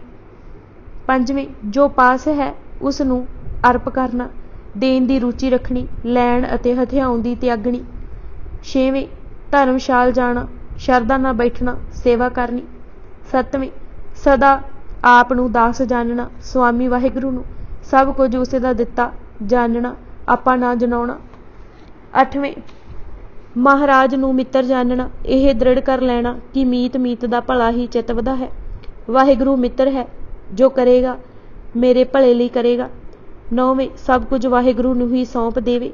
ਐਸੀ ਭਗਤੀ ਦ੍ਰਿੜ ਕਰਾਈ ਕਿ ਤਿੰਨੇ ਜੀਵਨ ਮੁਕਤ ਹੋਏ, ਗੁਣਾਂ ਦੇ ਗਾਹਕ ਬਣੇ, ਵਾਹਿਗੁਰੂ ਦੇ ਦਰ ਦੇ ਭੰਡਾਰੀ ਹੋਏ। ਪਹਿਲਾਂ ਆਪ ਵਿਹਾਜਿਆ, ਫਿਰ ਹੋਰਨਾਂ ਨੂੰ ਜਾਂਚ ਸਿਖਾਉਂਦੇ ਰਹੇ। ਭਾਈ ਗੁਰਦਾਸ ਜੀ ਨੇ ਇਸੇ ਲਈ ਲਿਖਿਆ ਹੈ: ਖਾਨੂ ਮਈਆ ਪਿਓ ਪੁੱਤ ਹੈ, ਗੁਣ ਗਾਹਕ ਗੋਵਿੰਦ ਭੰਡਾਰੀ। ਗੁਰੂ ਅਰਜਨ ਦੇਵ ਜੀ ਨੇ ਸ਼੍ਰੀ ਰਾਗ ਵਿੱਚ ਇਸੇ 9 ਪ੍ਰਕਾਰ ਦੀ ਭਗਤੀ ਦੀ ਵਿਆਖਿਆ ਕਰਦੇ ਹੋਏ: ਨੰਬਰ 1, ਸਰਵਣੀ ਸੁਣਨਾ। ਨੰਬਰ 2, ਹਰ ਕੀਰਤਨ ਸਾਧ ਸੰਗਤ। ਨੰਬਰ 3, ਸਿਮਰੋ ਸਿਮਰ। ਨੰਬਰ 4, ਭਾਵ ਮਲੋਵਾ। ਨੰਬਰ 5, ਹਰ ਕੀ ਪੂਜਾ। ਨੰਬਰ 6, ਬੰਦਿਓ ਬਾਰ-ਬਾਰ। ਨੰਬਰ 7, ਦਾਸਨ ਦਾਸਾ। ਨੰਬਰ 8, ਤੂੰ ਮੇਰਾ ਬੰਧਪ ਤੂੰ ਮੇਰਾ ਭਰਾਤਾ। ਅਤੇ 9, ਸਰਬਸ ਦੀਜੇ ਆਪਣਾ ਵਾਰੇ ਦੇ ਸ਼ਬਦ ਉਚਾਰੇ। ਸੂਰਜ ਪ੍ਰਕਾਸ਼ ਨੇ ਇਹਨਾਂ 9 ਕਿਸਮਾਂ ਦਾ ਹੋਰ ਵਿਸਥਾਰ ਕਰਦੇ ਲਿਖਿਆ: ਪ੍ਰਥਮੇ, ਗੁਰ ਦੇ ਬਚਨ ਸੰਗਤ ਵਿੱਚ ਜਾ ਕੇ ਸਾਵਧਾਨ ਹੋ ਕੇ ਸੁਣੋ, ਸ਼ਰਧਾ ਸਹਿਤ ਗੁਰ ਕੇ ਬੈਣ ਸਰਵਣ ਕਰਹਿ, ਸਨਮੁਖ ਮਨ ਠੈਣ। ਦੂਜੇ, ਪ੍ਰਭੂ ਦੇ ਗੁਣ ਆਪੂ ਗਾਇਨ ਕਰੇ, ਉਸ ਦੀਆਂ ਚੰਗਿਆਈਆਂ ਅਤੇ ਦਿੱਤੀਆਂ ਵਡਿਆਈਆਂ ਦਾ ਜ਼ਿਕਰ ਕਰੇ। ਦੂਤੀਏ, ਕਥਾ ਕੀਰਤਨ ਕਰਨੇ, ਨੀਕੇ ਪ੍ਰਭ ਕੇ ਗੁਣ ਮਨ ਬਰਨੇ। ਤੀਜੇ, ਸਤਨਾਮ ਦਾ ਸਿਮਰਨ ਕਰੇ, ਸਮਾਂ ਗਲਤ ਕਾਰਜਾਂ ਵਿੱਚ ਜਾਇਆ ਨਾ ਕਰੇ, ਸਵਾਸਾਂ ਵਿੱਚ ਨਾਮ ਮਿਲਾਉਣ ਦੇ ਯਤਨਾਂ ਵਿੱਚ ਜੁਟਿਆ ਰਹੇ। ਤ੍ਰਿਤੀਏ, ਸਤਨਾਮ ਸਿਮਰੰਤੇ ਬਿਨਾ ਭਜਨ ਨਹਿ ਸਮਾਂ ਬਿਤੰਤੇ, ਸਵਾਸਣ ਸੰਗ ਸੂ ਨਾਮ ਮਿਲਾਵੇ, ਊਠਤ ਬੈਠਤ ਨਹਿ ਬਿਸਰਾਵੇ। ਚੌਥੇ, ਚਰਨਾ ਕਮਲਾਂ ਦਾ ਧਿਆਨ ਰੱਖੋ, ਜਿਵੇਂ ਕਮਲ ਖਿੜ ਪੈਂਦਾ ਹੈ ਆਕਾਸ਼ੀ ਕਿਰਨ ਨਿਕਲਣ ਨਾਲ, ਇਸੇ ਤਰ੍ਹਾਂ ਸੇਵਾ ਕਰਕੇ ਖਿੜੇ। ਚੌਥੇ, ਸਤਿਗੁਰ ਕੈ ਭਗਵਾਨ ਠਾਨਹਿ ਚਰਨ ਕਮਲ ਕੋ ਧਿਆਨ। ਪੰਜਵੇਂ, ਸਦਾ ਹੀ ਚੰਗਾ ਚਿਤਾਵੇ, ਚੰਗਾ ਕਰੇ, ਚੰਗੇ ਪਾਸ ਜਾਏ, ਹਰ ਚੰਗੀ ਚੀਜ਼ ਨੂੰ ਦੇ ਕੇ ਖੁਸ਼ੀ ਲਵੇ, ਦੇਣ ਦੀ ਆਦਤ ਨੂੰ ਪਕਾਵੇ। ਪੰਚਮ, ਕਰਹਿ ਆਹਾਰ ਭਲੇਰੇ, ਪ੍ਰਥਮ ਅਰਪ ਹਰ ਗੁਰੂ ਅਗੇਰੇ। ਛੇਵੇਂ, ਗੁਰਦੁਆਰੇ ਜਾਏ, ਸੇਵਾ ਕਰੇ, ਨਿਮਰਤਾ ਸਹਿਤ ਹਰ ਇੱਕ ਨੂੰ ਮਿਲੇ। ਖਸ਼ਟਮ, ਪ੍ਰਭ ਗੁਰ ਕੈ ਗੁਰਦੁਆਰੇ, ਬੰਧਨ ਕਰਹਿ ਪ੍ਰਦਸ਼ਨਾ ਧਾਰੇ। ਸੱਤਵੇਂ, ਕਦੇ ਵੀ ਵੱਡਾ ਨਾ ਜਾਣੇ ਜਨਾਏ, ਸਦਾ ਦਾਸ ਭਾਵ ਵਿੱਚ ਵਿਚਰੇ, ਮਾਲਕ ਸਭਨਾਂ ਦਾ ਪ੍ਰਭੂ ਹੈ, ਦੇਣਹਾਰ ਵੀ ਉਹ ਹੀ ਹੈ। ਸਪਤਮੈ, ਦਾਸ ਆਪ ਕੋ ਜਾਣੇ, ਪਰਮੇਸ਼ਵਰ ਸੁਆਮੀ ਪਹਿਚਾਣੇ, ਤਨ ਮਨ ਧਨ ਜਾ ਕੇ ਪ੍ਰਭ ਦਾਨ। ਅੱਠਵੇਂ, ਭਲਾ ਭਲਾ ਆਖੇ, ਪ੍ਰਭੂ ਨੂੰ ਸਖਾ ਮਿੱਤਰ ਕਰਕੇ ਜਾਣੇ, ਕਦੀ ਸ਼ਿਕਵਾ ਸ਼ਿਕਾਇਤ ਉਲਾਮਾ ਗਿਲਾ ਜਾਂ ਤਰਕ ਨਾ ਕਰੇ। ਅਸ਼ਟਮ, ਮਿੱਤਰ ਲਖੇ ਸ਼ਿਰ ਪਤ ਕੋ, ਨਹੀਂ ਡੁਲਾਵੇ ਆਪਣੇ ਚਿਤ ਕੋ, जो किछ करे भली समझाणे, नहीं तरकना तिस पर ठाणे। 9वें पदार्थां नाल मोह कदे न रखे, सब कुछ वाहिगुरू तो वार देवे, आपा वार देवे, आत्म निवेदन करे। 9वीं तन धन प्रभ अर पाए, अपना किश न लखिया कदाए। ममता तजही पदार्थ केरी, हर के जाए न सुख दुख हेरी। इन्हां उपदेशां ਤੋਂ ਪ੍ਰਗਟ ਹੁੰਦਾ ਹੈ ਕਿ ਸਿੱਖਾਂ ਵਿੱਚ ਮਮਤਾ ਛੁਡਾਉਣ ਅਤੇ ਹਰ ਸਮੇਂ ਤਤਪਰ ਹੋ ਪਰਉਪਕਾਰ ਲਈ ਜੂਝਣ ਦੀ ਸ਼ਕਤੀ ਗੁਰੂ ਪਾਤਸ਼ਾਹ ਕਿਵੇਂ ਭਰ ਰਹੇ ਸਨ। ਭਾਈ ਜੱਗਾ ਜੀ ਜੋ ਧਰਤੀ ਵਾਂਗੂ ਸਹਿਨਸ਼ੀਲ ਸਨ, ਖਡੂਰ ਆਏ, ਉਹਨਾਂ ਨੂੰ ਗੁਰੂ ਅੰਗਦ ਦੇਵ ਜੀ ਨੇ ਐਸੀ ਜਾਂਚ ਸਿਖਾਈ ਕਿ ਉਹ ਸੰਸਾਰ ਵਿੱਚ ਰਹਿ ਕੇ ਹੀ ਸੰਸਾਰ ਤੋਂ ਉੱਚੇ ਹੋਏ, ਸੰਸਾਰੀ ਵੀ ਪੂਰੇ ਪਰ ਚਿੱਤ ਸਦਾ ਨਿਰੰਕਾਰ ਵਿੱਚ। ਭਾਈ ਮਣੀ ਸਿੰਘ ਜੀ ਨੇ ਲਿਖਿਆ ਹੈ ਕਿ ਇੱਕ ਜੋਗੀ ਜੱਗਾ ਨੂੰ ਮਿਲਿਆ ਅਤੇ ਉਸਨੇ ਕਿਹਾ ਕਿ ਘਰ ਬੰਧਨ ਰੂਪ ਹਨ, ਇਹਨਾਂ ਦਾ ਤਿਆਗ ਕੀਤੇ ਬਗੈਰ ਪ੍ਰਭੂ ਦਾ ਗਿਆਨ ਤਾਂ ਇੱਕ ਪਾਸੇ ਕੋਈ ਉਪਦੇਸ਼ ਦਾ ਵੀ ਭਾਗੀ ਨਹੀਂ। ਜੱਗਾ ਜੀ ਨੇ ਸੁਣ ਰੱਖਿਆ ਸੀ ਕਿ ਗੁਰੂ ਨਾਨਕ ਦੇਵ ਜੀ ਨੇ ਗ੍ਰਹਿਸਥ ਵਿੱਚ ਧਰਮ ਕੀਤਾ ਹੈ ਅਤੇ ਹੁਣ ਖਡੂਰ ਬੈਠ ਗੁਰੂ ਅੰਗਦ ਦੇਵ ਜੀ ਦੀ ਜੋਤ ਜਗਾ ਰਹੇ ਹਨ। ਜੱਗਾ ਜੀ ਨੇ ਗੁਰੂ ਜੀ ਨੂੰ ਪੁੱਛਿਆ ਕਿ ਵਾਹਿਗੁਰੂ ਦਰ ਪਾਉਣ ਲਈ ਘਰ-ਬਾਰ ਛੱਡਣਾ ਜ਼ਰੂਰੀ ਹੈ। ਗੁਰੂ ਜੀ ਨੇ ਫਰਮਾਇਆ, ਜੋ ਕੀਤਿਆਂ ਅਤੇ ਘਰ ਛੱਡਿਆਂ ਕਦੇ ਉਧਾਰ ਨਹੀਂ ਹੁੰਦਾ। ਜੇ ਅਜਿਹਾ ਹੋ ਜਾਏ ਤਾਂ ਜੋਗੀ ਖੱਪਰਾਂ, ਤਰਪੜਾਂ ਅਤੇ ਝੌਪੜੀਆਂ ਪਿੱਛੇ ਨਾ ਪਏ ਲੜਨ ਝਗੜਨ। ਗੁਰੂ ਨਾਨਕ ਦੇਵ ਜੀ ਨੇ ਰਾਹ ਦੱਸਿਆ ਹੈ ਅਤੇ ਉਸੇ ਉੱਪਰ ਟੁਰ ਰਹੇ ਹਾਂ ਕਿ ਕਮਲ ਵਾਂਗੂ ਜਲ ਵਿੱਚ ਰਹੋ ਪਰ ਧਿਆਨ ਸੂਰਜ ਵੱਲ ਰੱਖੋ, ਖੇੜਾ ਆਪੇ ਆ ਜਾਏਗਾ। ਤੈਸੇ ਗੁਰਮੁਖ ਵਿੱਚੇ ਗ੍ਰਹਿਸਥ ਦੇ ਰਹਿੰਦੇ ਹਨ ਅਤੇ ਗੁਰੂ ਕੇ ਨਿਮਿਤ ਸੇਵਾ ਕਰਦੇ ਹਨ। ਗੁਰੂ ਜੀ ਨੇ ਇੱਕ ਸੁਭਾਵ ਕੀ ਦਲੀਲ ਦਿੰਦੇ ਹੋਏ ਕਿਹਾ ਕਿ ਇਸ ਜੋਗੀ ਪਾਸ ਤਾਂ ਆਪਣਾ ਕਮਾਇਆ ਵੀ ਕੁਝ ਨਹੀਂ ਰਹਿੰਦਾ। ਇਹ ਫਕੀਰ ਹੋ ਕੇ ਮੰਗਣ ਟੁਰ ਪੈਂਦੇ ਹਨ। ਆਪਣੇ ਤਪ ਦਾ ਥੋੜ੍ਹਾ ਜਿਤਨਾ ਬਲ ਜੋ ਪਾਇਆ ਹੁੰਦਾ ਹੈ ਉਹ 2-4 ਟੁਕੜਿਆਂ ਲਈ ਵੰਡ ਦਿੰਦੇ ਹਨ। ਗ੍ਰਹਿਸਥੀ ਇੱਧਰ ਭਗਤੀ ਕਰਦਾ ਹੈ, ਕਿਰਤ ਕਰਦਾ ਹੈ, ਵੰਡ ਛਕਦਾ ਹੈ। ਵੰਡ ਦੇ ਨਾਲ ਫਕੀਰ ਦਾ ਬਲ ਵੀ ਪ੍ਰਾਪਤ ਕਰ ਲੈਂਦਾ ਹੈ। ਜਿਵੇਂ ਗਊ ਨੂੰ ਕੋਈ ਘਾਸ ਤੇ ਖਾਦ ਖਵਾਏ ਤਾਂ ਉਸਦਾ ਦੁੱਧ ਦੋਹੇ ਲੈਂਦਾ ਹੈ। ਇਹ ਗ੍ਰਹਿਸਥੀ ਤਾਂ ਧਰਮ ਨਿਭਾਉਂਦੇ ਜੋਗੀਆਂ, ਫਕੀਰਾਂ, ਤਪੀਆਂ, ਮਹਾਤਾਵਾਂ ਅਤੇ ਸਾਧੂਆਂ ਕੋਲੋਂ ਸਭ ਕੁਝ ਹੀ ਖਸ ਲੈਂਦੇ ਹਨ। ਭਾਈ ਜੱਗਾ ਜੀ ਲਈ ਹੀ ਨਹੀਂ ਸਮੁੱਚੀ ਲਕਾਈ ਲਈ ਐਸਾ ਰਾਹ ਪਾਇਆ ਕਿ ਵਿੱਚੇ ਗ੍ਰਹਿਸਥ ਰਹਿ ਉਦਾਸੀ ਦੀ ਜਾਂਚ ਸਿੱਖਾਂ ਨੂੰ ਆ ਗਈ। ਘਰ-ਬਾਰੀ ਜੀਵਨ ਰੱਖਦੇ ਸਿੱਖਾਂ ਨੂੰ ਨਾ ਲੋਭ ਵਿਆਪਿਆ ਤੇ ਨਾ ਹੀ ਕਾਮ। ਗ੍ਰਹਿਸਥੀ ਹੀ ਹੈ ਜੋ ਘਰ ਬੈਠਿਆਂ ਨੂੰ ਪੰਜਾਂ ਨੂੰ ਸਹਿਲੇ ਹੀ ਜਿੱਤ ਲੈਂਦਾ ਹੈ। ਭਾਈ ਗੁਰਦਾਸ ਜੀ ਨੇ ਜੱਗਾ ਦੀ ਉਪਮਾ ਵਿੱਚ ਲਿਖਿਆ, ਜੱਗਾ ਧਰਨੀ ਜਾਣੀਏ ਸੰਸਾਰੂ ਨਾਲੇ ਨਿਰੰਕਾਰੀ। ਭਾਈ ਜੋਧ ਜੀ ਬ੍ਰਾਹਮਣ ਸਨ। ਖਡੂਰ ਇੱਕ ਵਾਰੀ ਐਸੇ ਹੀ ਆਏ ਅਤੇ ਦੇਖਿਆ ਕਿ ਬਗੈਰ ਵਿਤਕਰੇ, ਵੈਰ ਵਿਰੋਧ ਦੇ ਹਰ ਇੱਕ ਨਾਲ ਸਨੇਹ ਹੁੰਦਾ ਹੈ, ਪੁੱਛ ਪੜਤਾਲ ਹੁੰਦੀ ਹੈ, ਆਦਰ ਨਾਲ ਪੰਗਤ ਵਿੱਚ ਬਿਠਲਾ ਪ੍ਰਸ਼ਾਦ ਛਕਾਇਆ ਜਾਂਦਾ ਹੈ। ਮਾਤਾ ਖੀਵੀ ਜੀ ਮਾਵਾਂ ਵਾਲਾ ਪਿਆਰ ਦਿੰਦੇ ਹਨ। ਆਤਮਾਵਾਂ ਉਚਿਆਈਆਂ ਜਾਂਦੀਆਂ ਹਨ ਅਤੇ ਸਰੀਰਾਂ ਦੇ ਖਿਆਲ ਹਟਦੇ ਹਨ। ਉਸ ਨੇ ਟਿਕਾਣਾ ਉੱਥੇ ਹੀ ਕਰ ਲਿਆ ਅਤੇ ਜਨਮ ਜਮਾਂਤਰ ਤੋਂ ਲੱਗੀ ਜਾਤ ਅਭਿਮਾਨ ਦੀ ਮੈਲ ਕੱਟਣ ਦਾ ਰਾਹ ਸੇਵਾ ਦੇਖ ਕੇ ਲੰਗਰ ਦੀ ਸੇਵਾ ਸੰਭਾਲ ਲਈ। ਮਾਤਾ ਜੀ ਦੇ ਹੱਥ ਵਟਾਏ, ਆਈ ਰਸਦ ਨੂੰ ਸੰਭਾਲ ਰੱਖੇ, ਜਾਇਆ ਨਾ ਹੋਣ ਦੇਵੇ, ਕੋਈ ਲਾਲਚ ਨਾ ਕਰੇ, ਕੋਈ ਦਿਖਾਵਾ ਵੀ ਨਾ। ਜਿਸ ਸਮੇਂ ਕੋਈ ਸਿੱਖ ਆਵੇ ਉਸ ਨੂੰ ਉਸੇ ਸਮੇਂ ਪ੍ਰਸ਼ਾਦ ਛਕਾਵੇ, ਆਲਸ ਨਾ ਕਰੇ, ਆਪ ਨੂੰ ਪ੍ਰਸ਼ਾਦ ਵੀ ਲੰਗਰ ਵਿੱਚੋਂ ਨਾ ਪਵੇ ਤਾਂ ਪਤਾ ਵੀ ਲੱਗਣ ਨਾ ਦੇਵੇ। ਜੂਠੇ ਬਰਤਨ ਸੁੱਟਣ ਵੇਲੇ ਜਾਂ ਸਾਫ਼ ਕਰਨ ਵੇਲੇ ਉਹਨਾਂ ਵਿੱਚੋਂ ਹੀ ਚੋਗ ਚੁਗਣ ਮਾਤਰਾ ਖਾ ਲਵੇ। ਬਿਹੰਗਮ ਬਿਰਤੀ ਅਪਣਾ ਲਈ, ਜਿਵੇਂ ਪੰਛੀ ਡਿੱਗਾ ਢੱਠਾ ਖਾ ਲੈਂਦੇ ਹਨ, ਉਹ ਐਸਾ ਹੀ ਕਰੇ। ਲੋਕੀ ਦੇਵਤਾ ਕਹਿਣ ਲੱਗ ਪਏ। ਗੁਰੂ ਜੀ ਨੇ ਡਿੱਠਾ ਕਿ ਹੁਣ ਜਾਤ ਦਾ ਅਭਿਮਾਨ ਬਿਲਕੁਲ ਨਹੀਂ ਰਿਹਾ, ਸਭ ਨੂੰ ਇੱਕ ਕਰ ਜਾਣਦਾ ਹੈ, ਤਾਂ ਆਪ ਜੀ ਨੇ ਇੱਕ ਦਿਨ ਆਪਣੀ ਹੱਥੀਂ ਪ੍ਰਸ਼ਾਦ ਛਕਾਇਆ ਤੇ ਕਿਹਾ, ਪੁਰਖਾ ਹੁਣ ਕਰੜੀ ਘਾਲ ਛੱਡ ਦੇ। ਸੇਵਾ ਨੇ ਸਾਰੇ ਮਨ ਦੇ ਵਾਲ ਕੱਢ ਦਿੱਤੇ ਹਨ, ਹਿਉਂ ਨੱਠ ਗਈ ਹੈ। ਹੁਣ ਇਤਨੀ ਨੀਵੀਂ ਖਿੱਚਣ ਦੀ ਲੋੜ ਨਹੀਂ ਜਿਤਨੀ ਤੂੰ ਧਾਰ ਰੱਖੀ ਹੈ। ਕਈ ਵਾਰੀ ਅਜਿਹਾ ਹੋਇਆ ਹੈ ਕਿ ਨਿਮਰਤਾ ਹੀਣਤਾ ਵੱਲ ਖਿੱਚਣ ਲੱਗ ਪੈਂਦੀ ਹੈ। ਹੀਣਤਾ ਅਤੇ ਨਿਮਰਤਾ ਵਿੱਚ ਬਹੁਤ ਅੰਤਰ ਹੈ। ਹੀਣਤਾ ਮਨ ਨੂੰ ਢਾਹ ਲੈਂਦੀ ਹੈ, ਨਿਮਰਤਾ ਹਉਂ ਰੋਗ ਦਾ ਦਾਰੂ ਹੈ। ਹਉਂ ਕੱਟ ਕੇ ਨਿਮਰਤਾ ਪ੍ਰਭੂ ਦੇ ਦੇਸ਼ ਲੈ ਜਾਂਦੀ ਹੈ।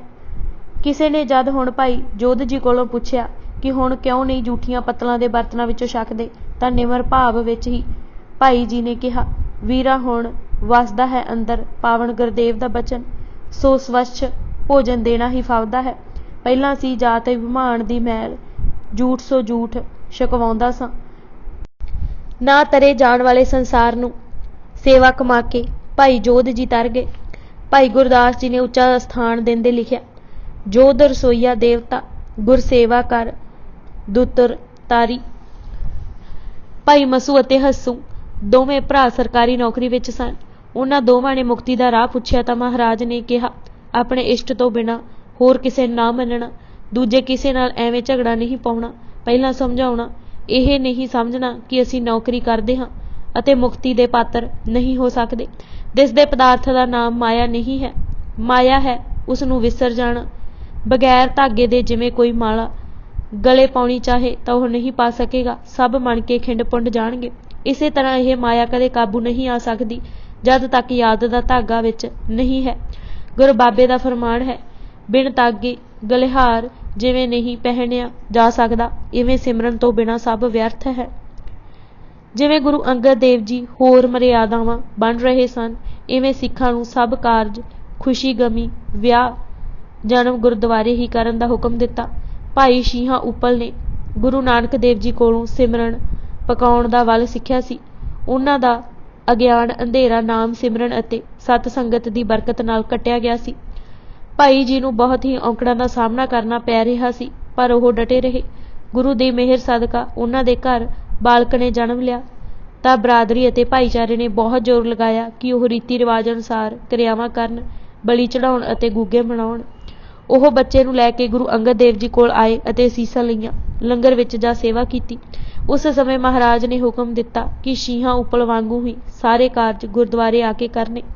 ਐਸਾ ਕਰਨ ਨਾਲ ਕਾਰਜ ਸੁਹਾਣਾ ਹੁੰਦਾ ਹੈ, ਬਰਕਤਾਂ ਪੈਂਦੀਆਂ ਹਨ ਅਤੇ ਦੁੱਖ ਘਟਦੇ ਹਨ। ਹੁਕਮ ਕੀਤਾ, ਸਤਿਗੁਰ ਦੁਆਰੇ ਸਿੱਖ ਕੋ ਕੀਓ ਕਾਰਜ ਹੋਏ ਰਾਸ।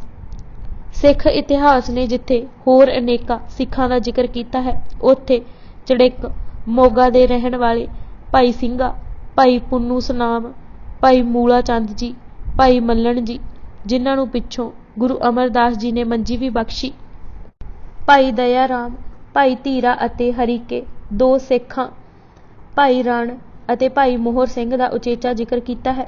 ਕਿਸੇ ਦਾ ਵਿਦਿਆ ਅਭਿਮਾਨ ਉਤਾਰਿਆ ਅਤੇ ਕਿਸੇ ਦਾ ਜਾਤ ਅਹੰਕਾਰ ਭੰਨਿਆ। ਹੁਣ ਉਹ ਪੌੜੀਆਂ ਪੜ੍ਹਨ ਨਾਲ ਅਰਥ ਹੋਰ ਸਪਸ਼ਟ ਹੋ ਜਾਣਗੇ ਜੋ ਬਲਵੰਡ ਜੀ ਨੇ ਗੁਰੂ ਅੰਗਦ ਦੇਵ ਜੀ ਦੀ ਮਹਿਮਾ ਵਿੱਚ ਆਖੀਆਂ।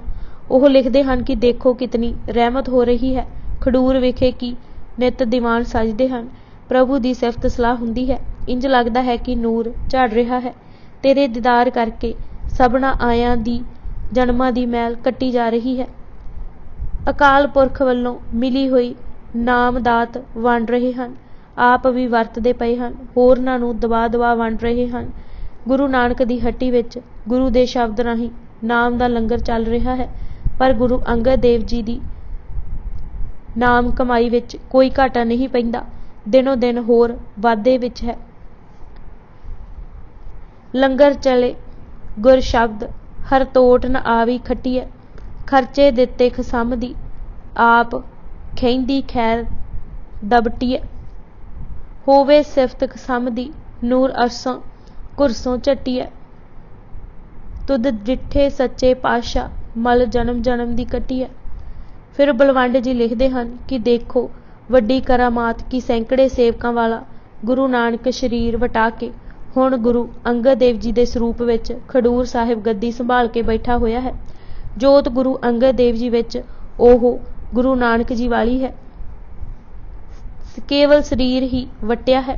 ਸੰਗਤਾਂ ਗੁਰੂ ਅੰਗਦ ਦੇਵ ਦਾ ਦਰ ਮਲ ਕੇ ਬੈਠਦੀਆਂ ਹਨ ਅਤੇ ਪ੍ਰੇਮ ਨਾਲ ਸੇਵਾ ਕਰ ਰਹੀਆਂ ਹਨ, ਆਪਣੀ ਆਤਮਾ ਨੂੰ ਪਵਿੱਤਰ ਕਰਕੇ ਜਾ ਰਹੀਆਂ ਹਨ। ਇਹ ਇੰਜ ਹੈ ਜਿਵੇਂ ਕੋਈ ਜੰਗਾਲੀ ਹੋਈ ਧਾਤ ਮਸਕਲੇ ਭਾਵ ਰੇਗਮਾਰ ਨਾਲ ਸਾਫ਼ ਕਰ ਲਵੇ। ਸਭ ਜੰਗਾਲ ਖਡੂਰ ਸਾਹਿਬ ਆ ਕੇ ਉਤਰ ਜਾਂਦੇ ਹਨ। ਨਾਨਕ ਕਾਇਆ ਪਲਟ ਕਰ ਮਲ ਤਖਤ ਬੈਠਾ ਸਹਿ ਡਾਲੀ, ਦਰ ਸੇਵੇ ਉਮਤ ਖੜੀ ਮਸਕਲੇ ਹੋਏ ਜੰਗਾਲੀ। ਅੱਜ ਅਸੀਂ ਕੁਦਰਤੀ ਨੂਰ ਜੀਵਨੀ ਸ਼੍ਰੀ ਗੁਰੂ ਅੰਗਦ ਦੇਵ ਜੀ ਕਿਤਾਬ ਦੇ 96 ਪੰਨੇ ਪੜ੍ਹ ਚੁੱਕੇ ਹਾਂ। ਬਾਕੀ ਦੀ ਕਿਤਾਬ ਅਸੀਂ ਅਗਲੇ ਭਾਗ ਵਿੱਚ ਪੜ੍ਹਾਂਗੇ। ਵਾਹਿਗੁਰੂ ਜੀ ਕਾ ਖਾਲਸਾ, ਵਾਹਿਗੁਰੂ ਜੀ ਕੀ ਫਤਿਹ।